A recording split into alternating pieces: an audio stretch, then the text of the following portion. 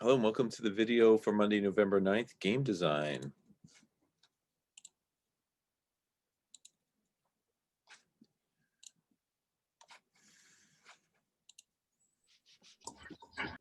Hello, Hello. Hello, how are you today? I'm fine, thank you. Good to see you. Let's see, let me go ahead and put you guys in the attendance while I got you here.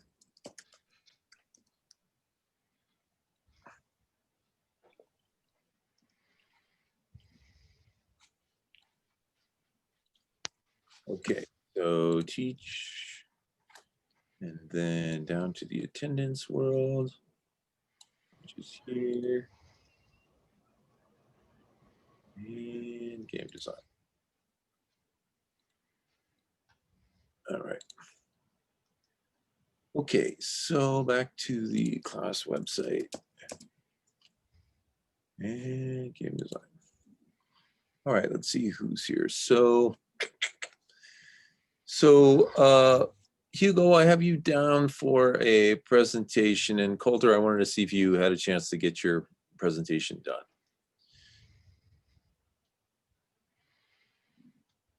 Yeah, I did it last week, remember? Oh, you actually did yours. Oh, that's right. I'm sorry. I had it down there on the list. Sometimes I copy the information over, so I apologize. Yeah, I remember your presentation. Okay, so ball gets passed to Hugo. Hugo, have you got a presentation for today? Oh, I gotta look at my chat. He's chatting here. Yes, yes. Okay. Got it. Okay. Thank you, Hugo. So, Hugo, do you want to share your screen, or do you want me to show it? What do you want to do?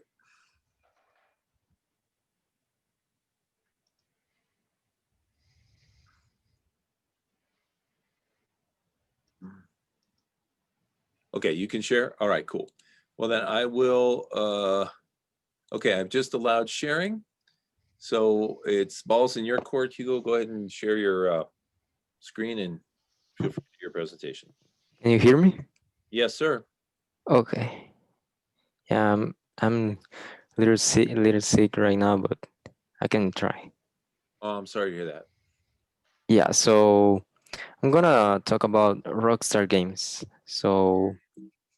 Um, yeah, Don Hauser and Sam Hauser are Sam Hauser is the president of the company, and Dan Hauser is uh the CEO, like like the same, you know.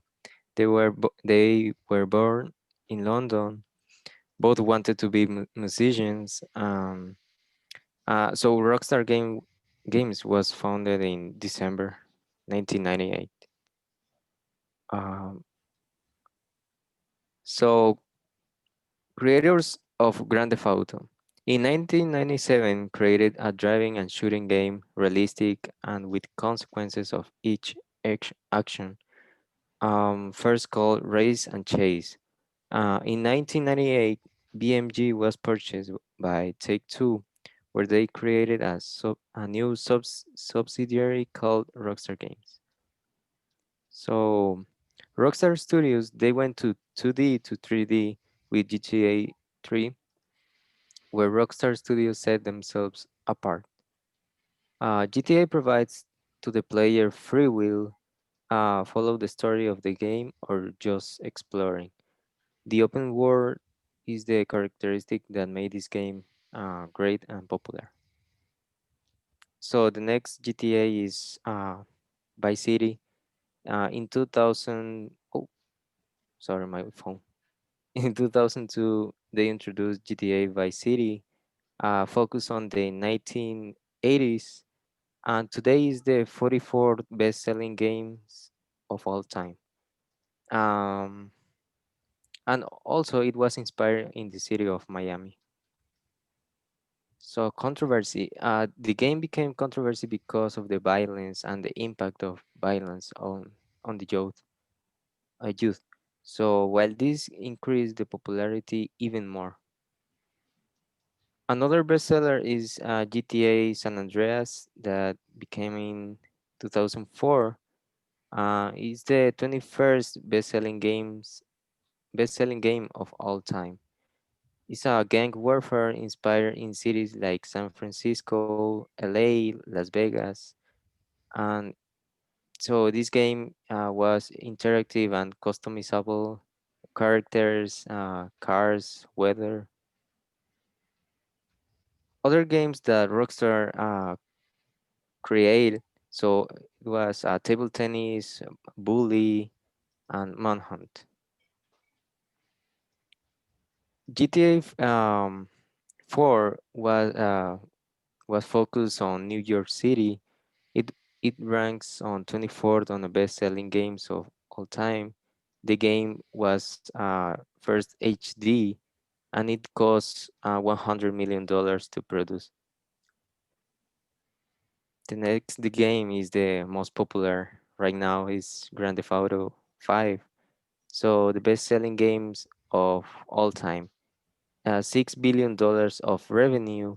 It costs $2,050 million to make.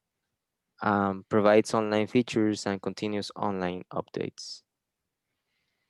So Rockstar create another games like Red Dead Redemption. Gives the player freedom like any other game. Uh, is one of the main characteristic that this company um, make. Um, it is one of the most successful and popular companies stories that make the player get interested and the best quality game and perfect story for in each game. Thank you. All right. Woo. Nice job. Lots of interesting stuff. Now, I assume you're a big fan of Rockstar. Yes. Do you have a favorite of all the GTA's? Maybe the first GTA that I played was San Andreas, so it's my favorite game. Oh, okay. That sounds fun. Yeah. Cool. All right. Well, thank you. Yeah, I learned a lot. Obviously, that's a company that uh, is making bank. It's interesting now that those numbers are like movies nowadays, or even more extreme than movies, like 215 million to make and then makes billions and billions of dollars, $6 billion. Yes. Unreal numbers. Um, okay. Nice job there. Thank you. Let's see. And let me go. Let's see. We got people in the waiting room. Admit all. Okay. Admit all. I'm trying to get everybody in here into the class. Let's see. Hopefully they're in here now. Okay. So let me go to the class website. And okay. So I wanted to share with you guys my blog post. I actually wrote this last week and then I forgot to say anything about it. So I thought I'd just talk about it this week. So this post is not really an analysis of anything about game design. It's more about game promotion. So we'll go over there and I'll talk a little bit about this. So it says in the beginning there was a promotional sticker. So you guys know I've been working on a game called Diner Duel, a board game. And I decided to make a sticker to help promote the game. And my goal is that in about 6 months, I want to run a Kickstarter crowdfunding for this board game. And so I wanted to start raising awareness about the game and maybe even start trickling in some little funds to help, get everything ready for the Kickstarter. So I came up with this idea of making a sticker to support the game or promote the game that people could buy.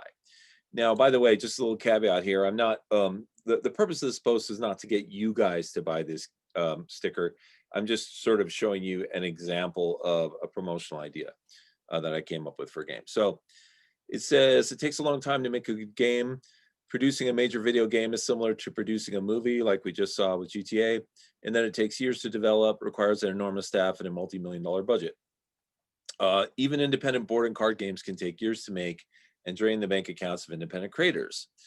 In the spring of this year, I started working on a board game called Diner Duel. I didn't know at the time that it would turn into the biggest project I've ever done. I've been working on it for about 7 months now, and it looks like it'll be another 5 months before we launch a Kickstarter campaign to sell it. I've decided to chronicle this game adventure here on my blog as a way to discuss the development process and promote the game. And speaking of promotions, here's the first one for Diner Duel, a promotional holographic sticker. So I don't know if you guys remember the artwork that I've showed you. I've showed you different artwork for this game, but one of them was this robot with this big creepy eye on the front of it, which was on the front of the game box. And what I did was, and you probably won't be able to see this very well because the light's not too good in here, but I made this promotional sticker, and I'm just kind of trying to move it in the light here. This is what they call a holographic sticker. And what it is it's got this coating on it that picks up the rainbow spectrum of light. And then let's see, this is kind of what it looks like close up. And then we get the little rainbow spectrum, right? And then down at the bottom, you can't really see this, but it says the website address, dinerduel.com. Now you can see that on this. This is what the sticker looks like on a, on a plain page. But let's watch this little video about holographic stickers so you guys can see what this is all about. Hey, Greg, you might want to share your screen. Oh my gosh, I'm not sharing my screen. Sorry. No, but the sticker was pretty, but we can't see your screen. Okay, you can see my screen now, right? Correct. Yes, okay. So now I gotta make my audio share. Oh, let's see.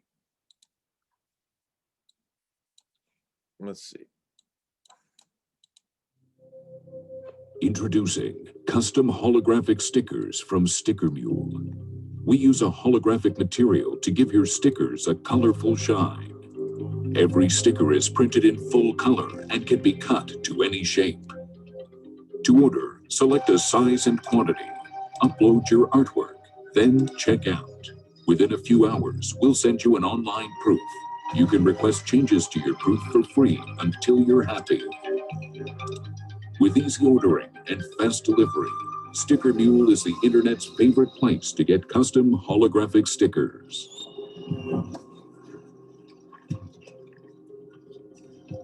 Awesome.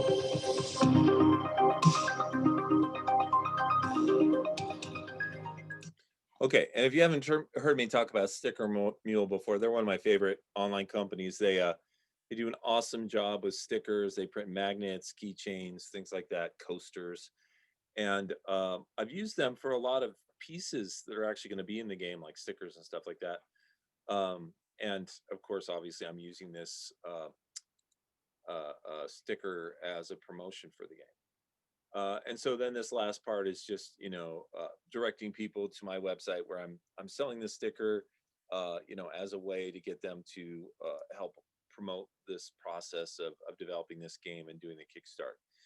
So, if this is anything that's of interest to you guys to use this type of promotion, definitely check out companies like Sticker Mule. I wish I had stock in that company, but I don't. I'm not getting any benefit from recommending them, but I've used them many times and they're fantastic. So, you can't go wrong with those guys. Okay, so the next thing I want to do was talk to you guys about your Twine ideas, your ideas for your Twine game. So have you guys had a chance to think at all about your game and what you'd like to do for Twine? Maybe we can go through and you guys can tell us if you have an idea and share that with us. So I kind of wanted a little bit of like tech ideas because I got my idea together. The crafting system is working mostly, except I can't seem to get the progression aspect of it down. I try to set a variable and it doesn't want to change. But other than that, yeah, it's coming along. Okay. Yeah, I'm not the expert in Twine programming. I actually have a student who is really good at that. But maybe have you checked like the Wikipedia FAQ page and the checked in with the community yet, or have you just kind of encountered the problem? It was this morning while I was working on it. Okay. Yeah, so I'm not I'm probably not the person who can give you the best tech advice on that, but I would say check some of the resources. There's a pretty active community around this, and you may find somebody ran into that exact problem already, and see if they can help you out with that. But I'm excited to see your crafting system. That's cool that you developed something like that right away. Okay, let's see now. Let me talk to some other people. So Hugo, have you got an idea yet for your twine game?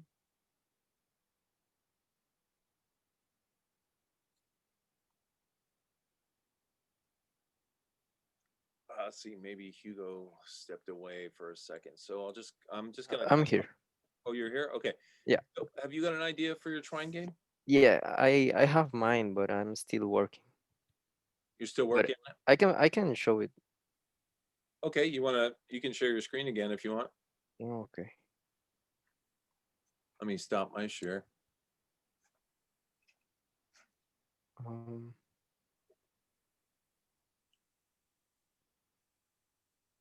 so wait.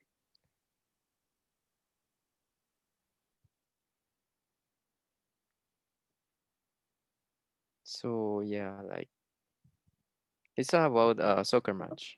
Okay. Uh, so should I start? Oh, Yeah, well, yeah, you can start the game if you want. Right now we're just seeing this layout screen. I see okay. you hit test game, but we don't actually see the game. We just see the layout. Uh, I couldn't download the app, so I You couldn't download the app? no. Okay. But I'm working with this. Okay. So you can go ahead and show us on this. Okay.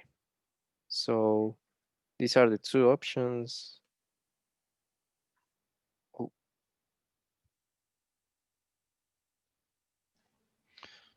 oh yeah. So I have Hey, the Hugo. first. You might want to reshare your screen and use the screen option instead of the app, because right now we're still seeing the Twine layout. Well, he doesn't have the app. Yeah. Downloaded. All he's got is the twine layout, right? Okay. Yeah. So yeah, it's all I got right now. Okay. Yeah. Okay. All right. Well, thank you, Hugo, for sharing that, and hopefully you'll have some luck getting the app to run. So let's see, Coulter, any thoughts from you about your twine game? I've honestly haven't done a lot so far since we started the Twine project.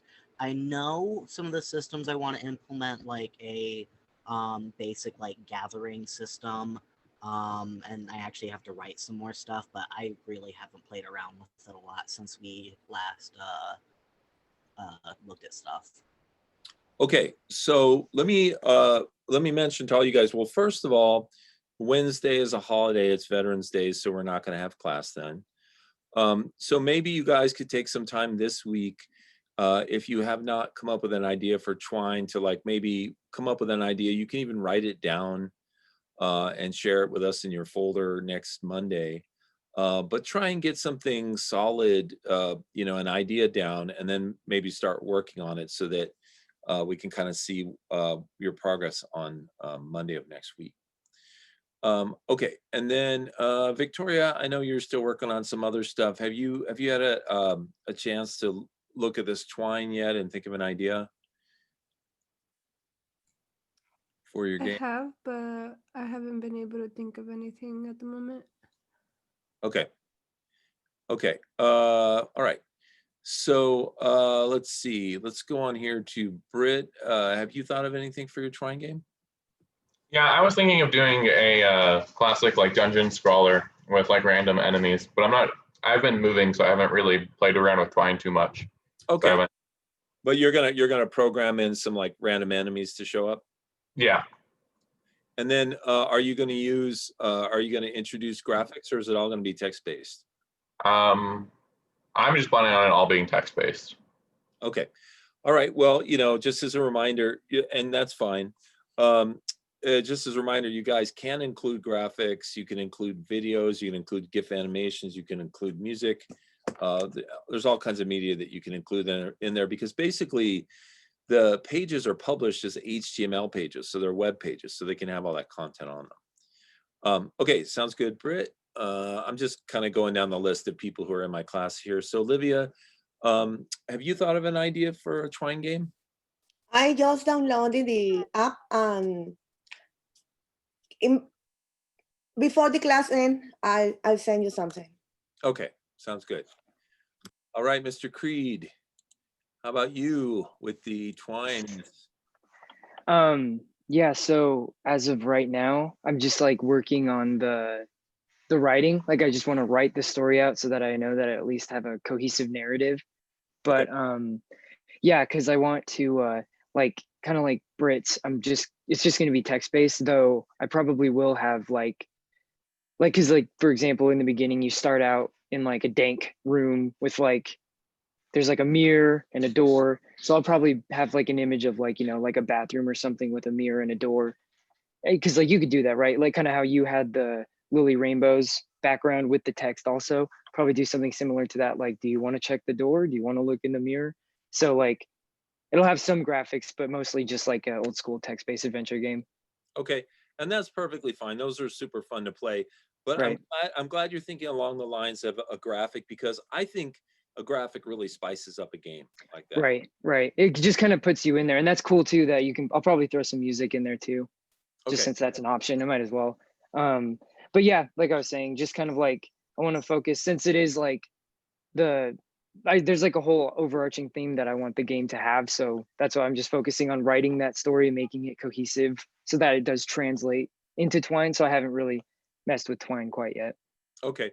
Yeah, I understand it. And Twine, at least when it comes to, text-based and just making a choice and going to one place is pretty easy. So, Right. it makes sense to like lay out all your idea, write Yes. everything down, color code it or put numbers on it or whatever. So you can Branches and everything. Yeah, you can see all the ways that it goes. I know it's interesting because I was looking up more research about Twine just so it would make more sense to me. And I saw an article that was like, yeah, the people that wrote that Bandersnatch on Netflix used Twine to help with all the branching stories. So I was like, oh, cool. Nice. That's very cool. Thank you for saying. Yeah.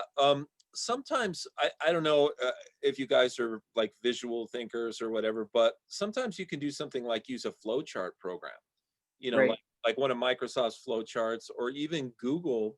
Of course, we all have the Google programs in Pima. Google has this crazy little program that will make a flowchart and it works. And of course, you can find a million of those online too. So sometimes flowcharts are good because they can show like, an arrow going back to home and you can have boxes that are different colors, which are one path. You know what I mean? Nice. Yeah. Right. So anyway, it sounds good. Thank you for cool. working on that. Oh yeah, for sure. Let's see, Eduardo, have you got an idea for what you're going to do for your Twine? Yeah. It's basically. You ever heard the game called Until Dawn or like what's it called? It's another story they made, A New Hope or whatever. But that game is basically like choice based. Like your choice leads to another ending. So I was thinking if I can make this like storytelling more into you have to be the one that chooses your ending. So there'll be a good, like best, and then there'll be bad and worst ending depending on your choices. Okay, so in other words, yeah, it's sort of a conditional logic game where if you make bad choices, you end up with a bad ending. Exactly. Okay, and then do we know the scene yet? The scenario where we're going to be? Oh, I guess I would start basically in the middle. It's gonna be in the middle of the night. I'm still trying to whether to decide if I want to put it into the woods like that or a campsite. Okay, and it's going to be modern times? Mm-hmm. Okay. All right, cool. It sounds good. And are you going to do any artwork for it? Oh yeah, for sure. It's just that I need to figure out how the characters and I don't know. I'm still trying to learn Twine as it is because I'm looking up videos on how to use it. Okay. Yeah, Twine's pretty fun, man.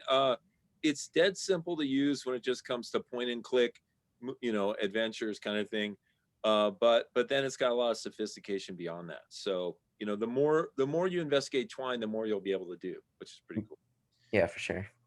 Okay, thanks, Eduardo. Okay, next up, I got Hunter here on my list. Hunter, have you got an idea for Twine?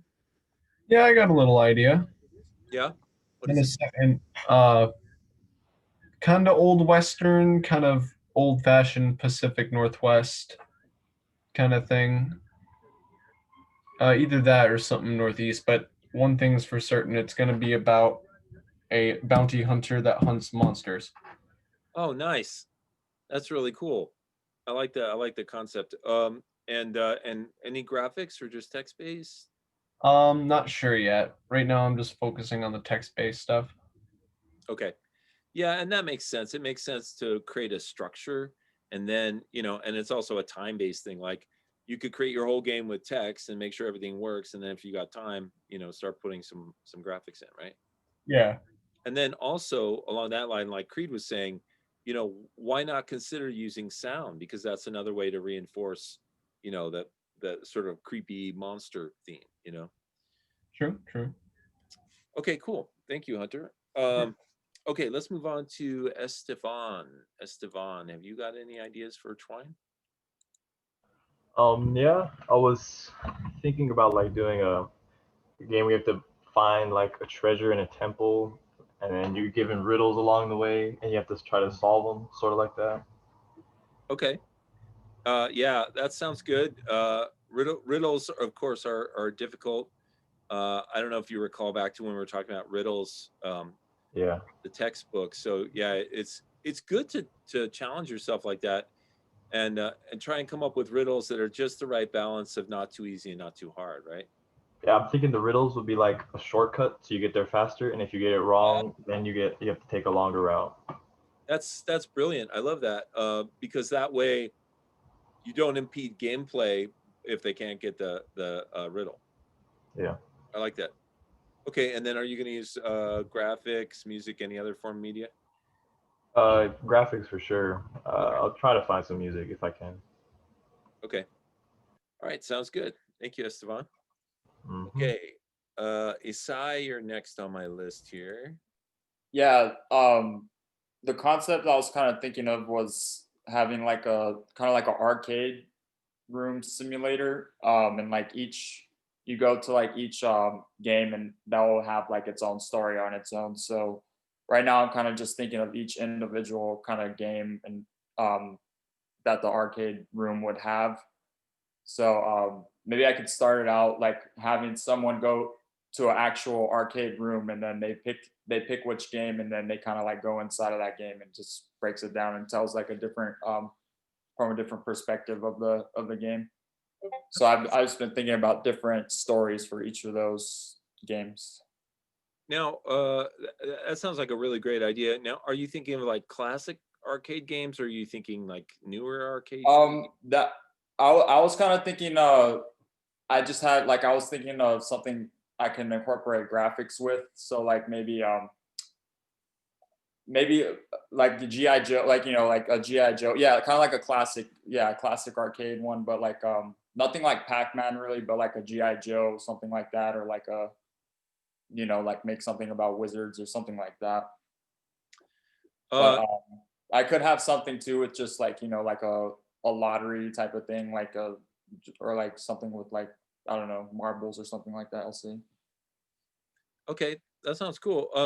Do you know about that new Ryan Reynolds movie? I think it's called Free Guy or something like that. No, I have not. Okay. Well, there's this Ryan Reynolds movie, and basically Ryan Reynolds is a character inside a video game, but he's a sentient character, and I think he wants to get out, or he wants to change his situation or something like that. But anyway, you might look up the trailer. I think it's coming out soon, so you might be able to watch it and get some inspiration from that. Yeah, that's what I was kind of thinking, having like a character that goes into the arcade room, and then they fall into like each game, and the narrative would be kind of like they're talking to that person. So like, yeah. Okay. That'd be cool. It sounds like a great idea. Look forward to it. Thank you. Okay, Brian, I've got you next on the list. Any ideas for Twine? See, my mic doesn't work. I was thinking of a survival game where choices matter. Like if you choose this option, you either die or continue. I want to use a health bar. Okay, that sounds awesome. And then Brian, do you have a scenario? Is it like a desert island, or are they in the mountains, or is it World War II monsters?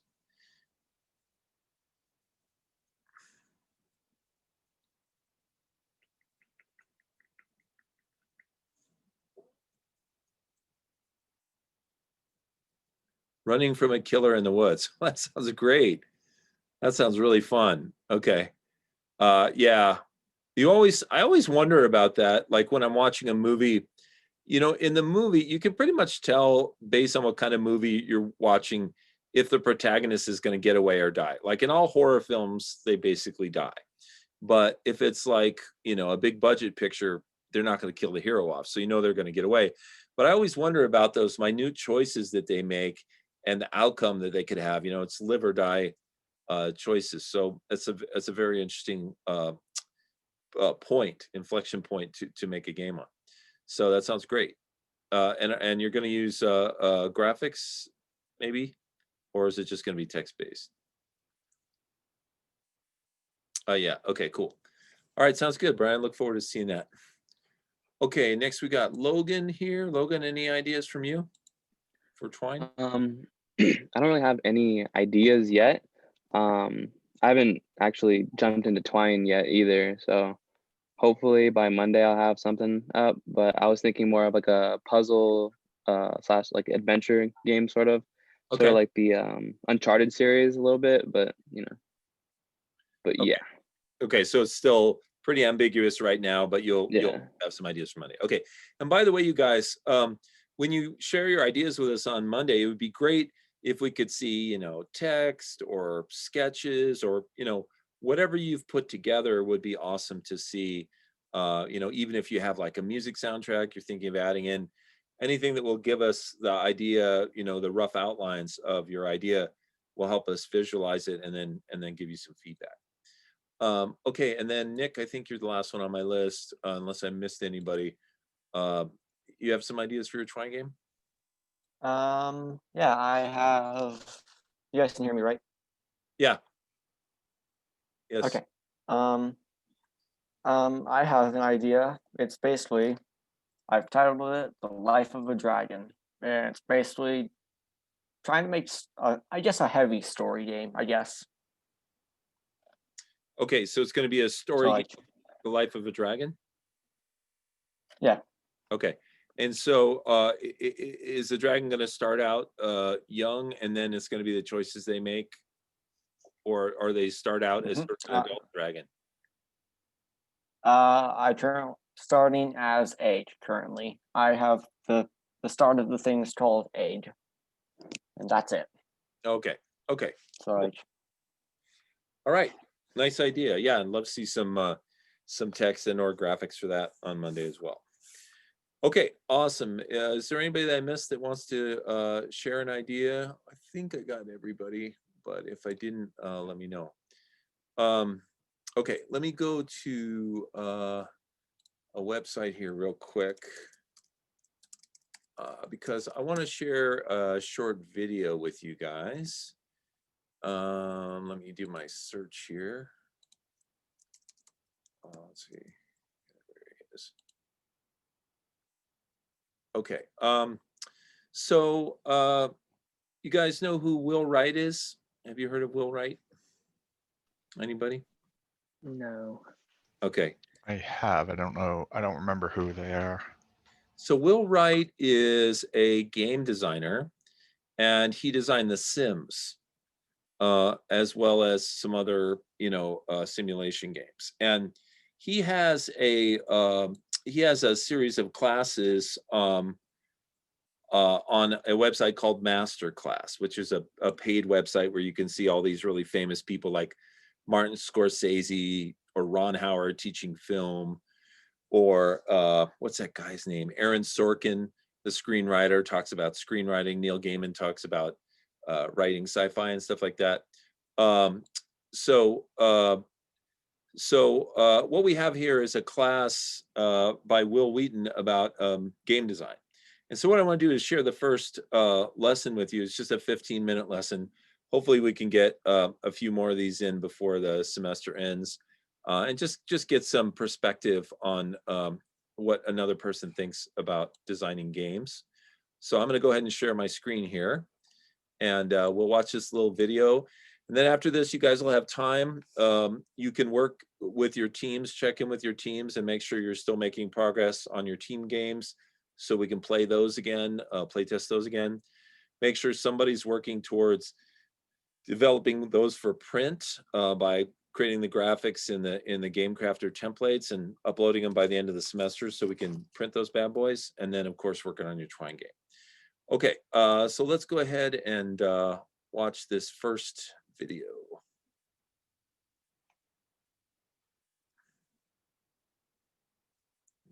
That I'll be talking. Okay.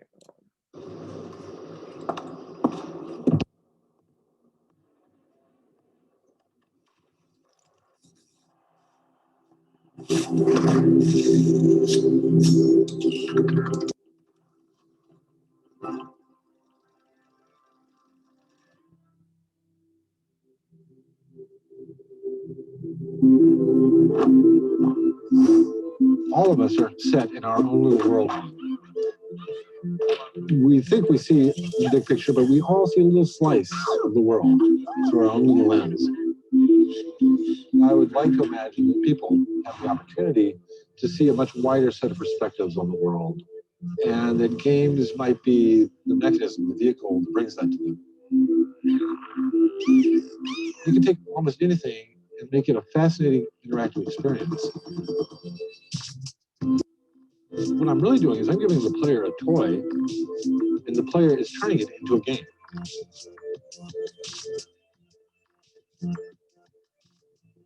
Every designer has the opportunity to create something incredibly unique.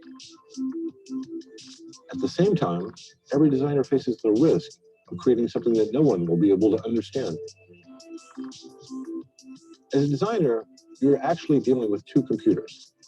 First, the electronic one sitting on the table in front of you, but more importantly, the player's imagination, the player's brain.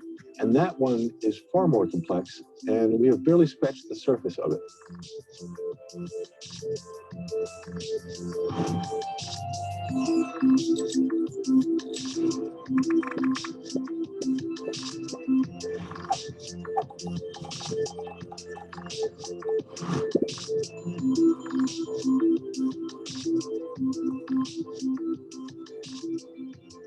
During the course of this class, I'm going to expose you to a number of kind of fundamental concepts about game design.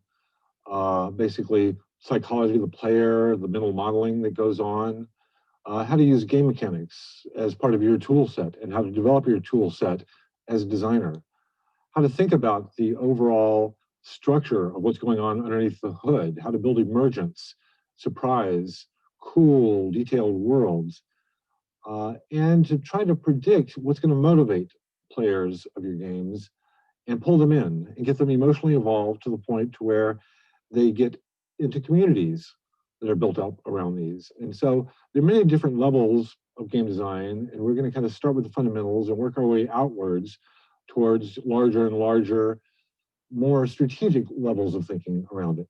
Every designer is unique in some way, and my games have tended to be very specific in terms of real-world simulations generally, games that tend to encourage player creativity, player storytelling. There are a lot of other approaches to game design, but I think a lot of the fundamentals that I'll be talking about in this class are going to be things that can apply to any genre of game.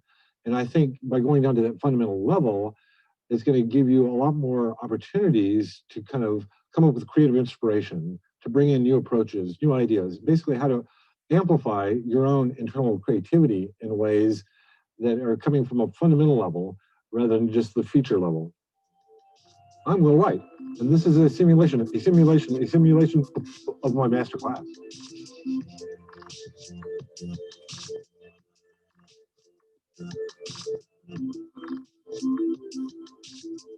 So you're probably watching this because you have an interest in games. But what are games? We all know what games are. We play games. More recently, with electronic devices, games have taken a totally different kind of turn and gotten much more elaborate, more ubiquitous in our lives, I think. But games really are something that have been around for thousands of years. Different cultures have played games, board games, social games, for a long, long time, for a lot of reasons. Games really, right now, have different genres. We have things like puzzle games, first-person shooters, strategy games. These are different subsets of the game space. But games really are a subset of a larger thing called play.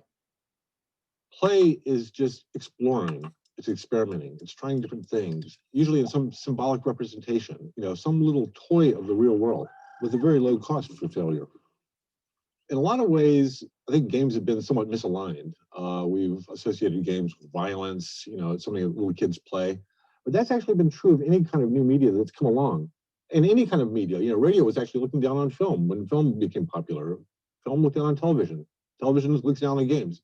So it's really these, games are the up and coming thing that in some sense is breaking boundaries, doing new things. And that's what makes games interesting to me as kind of a topic, as a medium.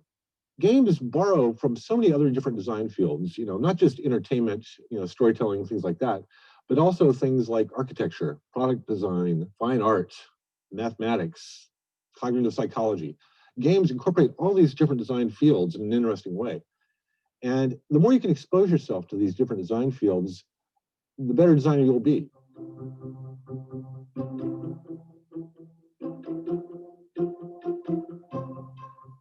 I think game design is probably one of the most challenging design fields there is. And I think to be a good game designer, you first and foremost have to be a good designer. And so I think just, getting into the idea, the mode of thinking of, how does a designer think? How do they learn? Where do they pull inspiration from? And don't close yourself into just the gaming world, look at all sorts of things all over. I've learned so much from weird fields like, Japanese gardening, or biology, or economics, whatever, you can pull all these things in, and as a designer, use these as parts of your creative palette.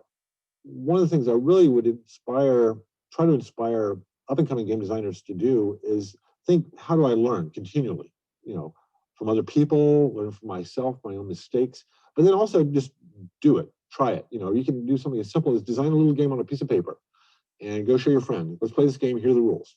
See how that works out. And the more you're doing that, just always inventing little games, even if it's with toothpicks on a tabletop, you're going to learn a lot that way. And that's much better than just, sitting in your head for 2 years, coming up with your master design, and then one day trying to realize it and finding out that it's too complex to realize. You'll be much better off doing, continual, ubiquitous, everyday kind of local game design.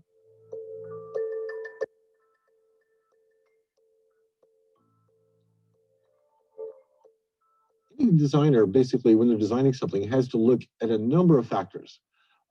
Basically, you're trying to balance all these things against each other. So think about just a chair and all the different things that you kind of would like a chair, different properties you would like from a chair. You want it to be, cheap, easy to move, easy to produce, comfortable. And these functions can actually be kind of broken down into a tree, So games have very much the same property. There's certain functional things about them. There's certain things that are economic about what does it take to produce the game? How much does it cost? What kind of a team do I have to build? What kind of skills do I have to have as a designer? And the designer needs to kind of understand how to balance all these different things against each other, because your final design is going to be a balancing act. You're basically balancing all these plates on top of each other, and it's the designer's job to make them balance well. Now, as you're exploring your design, you're actually going through this very large branching tree of possible designs. There are infinite number of designs that you could be building in your game, and you're going to end up with one very specific design. And when you start out, you might have some sense of about where you're going or kind of the area you want to be, but you do not know exactly how to get there, and you're basically exploring this branching path of design decisions, starting with very fundamental design decisions. What kind of a game am I making? What's it about? What are the controls? Down to very incremental design decisions. What color is this button? How tall is the character? Very, very minor things. And a lot of these decisions are distributed throughout your team. And you need to make sure that your team kind of understands the vision so that as they're balancing their little parts of that tree, that they are in line with the creative vision for the whole product. Basically, as you're exploring this tree, there are a lot of different methods you have as a designer for figuring out which direction to go on what branch. Now you're really trying to prune these branches as efficiently as possible. That's why when we build a prototype, we want an answer from that prototype. We want to find out, do we go down path A or B? If the prototype can't answer that, it's basically failed as a prototype. So we're really trying to efficiently prune the branches and continue down the right path toward our final design. As I said, you don't know exactly where you're going to end up on this tree, but the designer also needs to kind of know when you've gotten there. A lot of times I've seen, game designs or even other designs where somebody went a little bit too far. Some movies, I think had a perfect ending, went a little bit too far. And the designer needs to kind of know you've hit the sweet spot.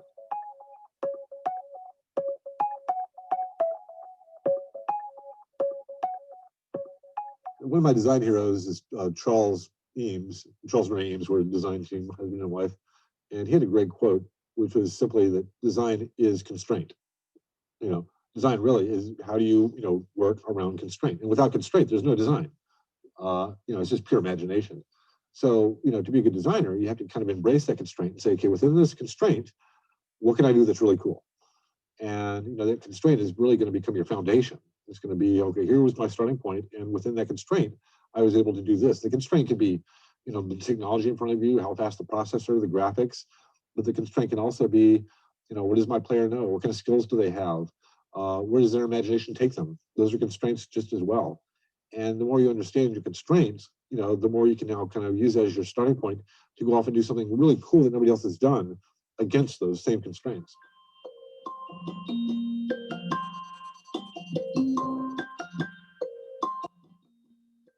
In a competitive game, usually with two players, there's a concept of a zero-sum game, which is that if a player wins, he gets, a +1.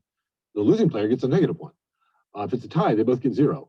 So basically, the sum of the two players is always 0. Either I won, you lost, and it sums to 0, or it was a tie, sums to 0. That's a zero-sum game. So you can't have two winners or two losers, out of a two-player game. A non-zero-sum game, you can. Both people can win. The kind of games I do are not zero-sum games at all. In fact, most of the things I do don't even really have a clear win state. When you play something like SimCity or The Sims, what actually I found very interesting was to leave it to the player to define the goal state.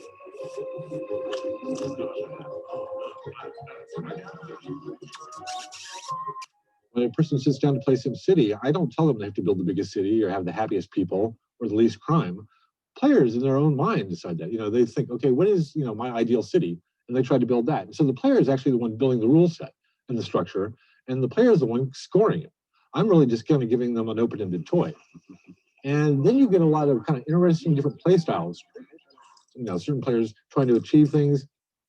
Other players don't even really try to achieve anything at all, but just try to use it for creative storytelling or creativity. A lot of people were playing Spore, not really trying to get through all the levels, but trying to just make really cool things within the game that they would then go out and share with other players. So for them, the win state was more social. Can I make something really cool in this game? Maybe even just tell a story that other people really like. And to me, that's the win state. So, I think games have the opportunity to go, way beyond just this kind of zero-sum approach.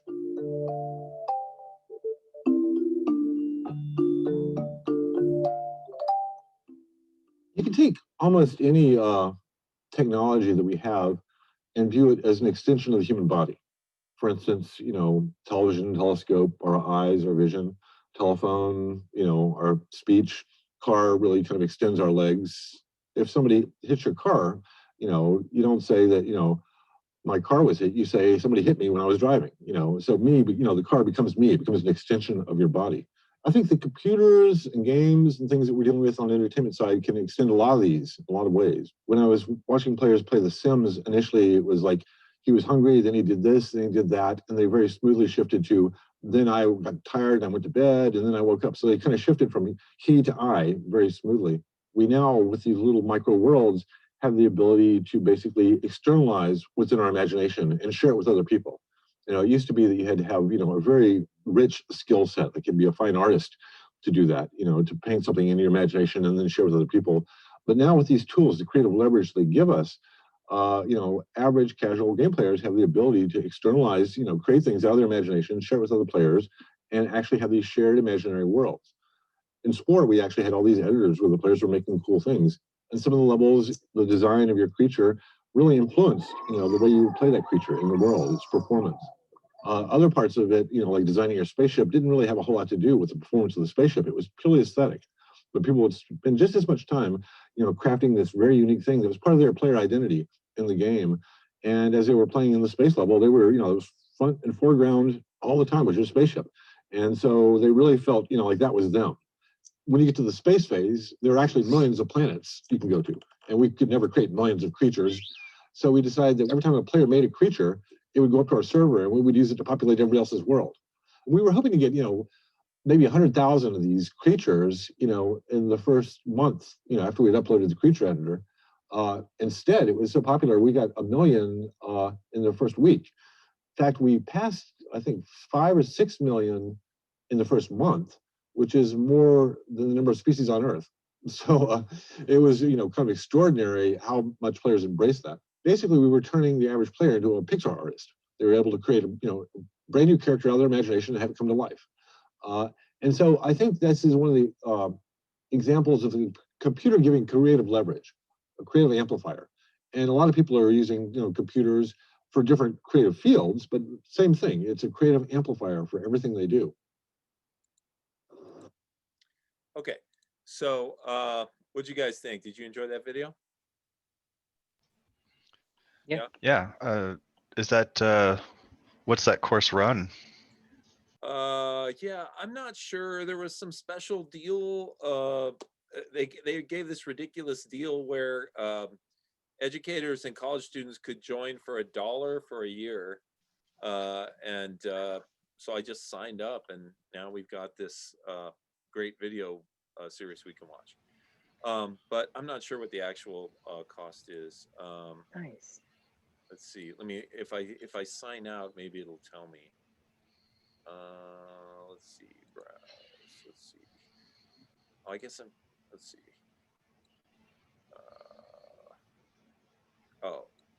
$15 a month billed annually. So that would be 100. It's actually incredibly cheap. 80, yeah. Yeah. Yeah, especially when you look at all the options that you get. I mean, it's people in every field. Some of them you could watch just for the pure entertainment value, and some of them to learn things you're interested in. But like Will was just saying, anything that you learn can help you with game design. You learn about economics and you can put that into world building, into sort of money systems, so yeah, it's pretty cool. I've enjoyed it. Anyway, I'll try and we'll try and watch a few more of those videos during classes in the future, because obviously Guy really knows what he's talking about. It's been incredibly successful. Right. Okay, so why don't you guys take some time now, use this time to connect with your teams and make sure everything's on track moving forward, and then move forward to working on your Twine games. And once again, no class on Wednesday, but next Monday, I'd love to see what you guys have come up with so far. So go ahead and work with teams, and I will check back with you at the end of class. Before you go, Yeah. can I send you what I have for now for my twin game? Yeah, are you emailing it or putting it in your? I'm going to open the chat and put the link here. Okay. Oh, you're gonna put it in the chat. Yes. Wait. Okay. Is there? I just wrote this. It says I don't have access. Yes, you have access. Okay. Let's see. Are you not in your account? It's in my folder. In my game folder. Okay. Well then, let me see. I should be able to. I can send you by email. No, it's okay.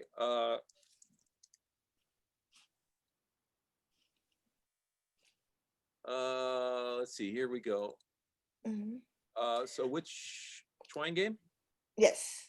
I just wrote that. I don't check if it is right correctly. So don't look for the grammatical. Is it okay if I read it? Yes. Okay. This is what I have for now. I can tell you what is going on. Okay, it's 7 p.m. on a weekday, and a young man had a terrible day at the office. He decides to take a cab, or he decides to for a 40-minute walk home. It starts to rain. He takes a cab. In the cab, he starts feel desperate. Oh, go ahead. Every time I put a line, A bullet. this line is something that happened if you chose that. Okay, so right, if he decides to walk home, it starts to rain, right? Mhm. Oh, but if he takes the cab, he starts to feel desperate. Yeah, cabs make me feel desperate too. No, that's not that. That's another line. Oh, that's another line. In Okay. the cab, he start to feel desperate. That's another line. Yeah, he's already in the cab. Right. There right. is no way he has to be in the cab one way or another. Okay. So he said the cab driver, he tells the cab driver to take him to a nearby bar. He closes his eyes and tries to calm down. The taxi suddenly breaks down. He decides to go to the bar. Okay, so then the young man enters the bar and a lonely, beautiful woman looks at him. That happens to me every time I go into a bar. Oh. Beautiful woman looks right at me. She ignores all the younger, richer, more handsome men and looks right at me. Let's see. He walks through the bar and sits close to her and asks for a beer. She smiles at him. He tries to look like he's not interested. She says hi. Of course, he tries to look like he's not interested, right? He responds and offers to buy her a drink. They start to talk and it lasts for a couple of hours. He talks about his terrible day and she listens carefully. He says hi and continues to drink. Okay, this is another choice. He starts to feel lonely and talks to her. They talk for a couple of hours. He talks about a terrible day and she listens carefully. Okay, here's another choice. Instead of sitting next to her, he ignores her and sits alone at a table. He asks for a beer. He drinks a bit and feels lonely. He looks at the attractive woman and decides to go talk to her. They start to talk and it lasts for a couple hours.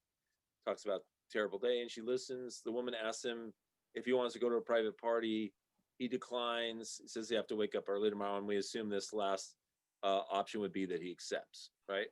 Yes. Okay. I'm working on that. But is that okay? Is that is what it is?